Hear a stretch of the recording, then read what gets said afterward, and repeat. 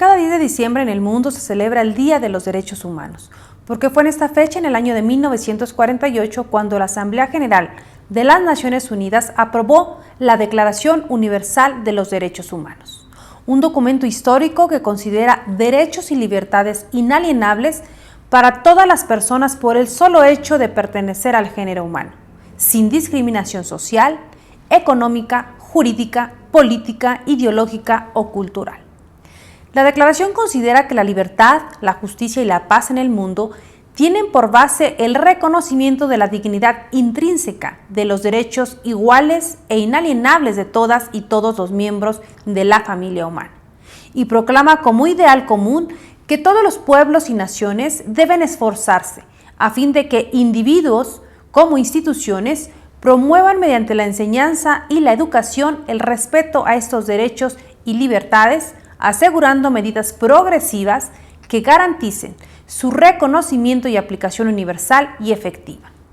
Hoy, más que nunca, es vigente este instrumento internacional ante las múltiples problemáticas que enfrenta el mundo en materia de salud, educación, economía y seguridad, y que han generado violaciones a los derechos humanos de las poblaciones en general y particularmente de las más vulnerables.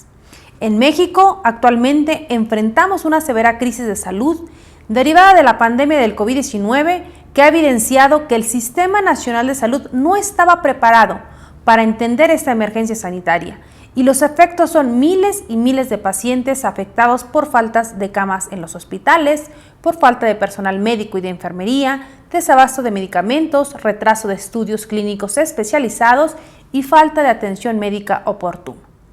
Por eso, en este 2020, la Organización de las Naciones Unidas ha establecido como tema de los derechos humanos precisamente el relacionado con la pandemia del COVID-19, y se centra particularmente en las necesidades de reconstruir para mejorar, asegurándose de que todos los derechos sean la base para los esfuerzos de recuperación en todos los países. Y solo se alcanzarán estos objetivos comunes en todo el mundo si se tiene la capacidad de crear igualdad de oportunidades para todas y todos, aplicando normas de derechos humanos que permitan hacer frente a las desigualdades, la exclusión, la discriminación arraigada, sistemática e intergeneracional. La crisis del COVID-19 ha potenciado en el mundo el desempleo, la pobreza, el aumento de desigualdades, el incremento de violaciones a los derechos humanos. Por eso, todas las estrategias, medidas y acciones que los gobiernos, la sociedad civil y la población en general realice deben centrarse en la construcción de un mundo, de una sociedad, de un país, de un estado, de un municipio después de la pandemia, en el cual, por supuesto, la base sea el respeto y cumplimiento de los derechos humanos. Es decir, que todas las acciones que realicen los gobiernos y la sociedad en su conjunto tengan como objetivo garantizar el derecho a la alimentación, al agua potable, al vestido, a la educación, a la salud, al trabajo digno y bien remunerado,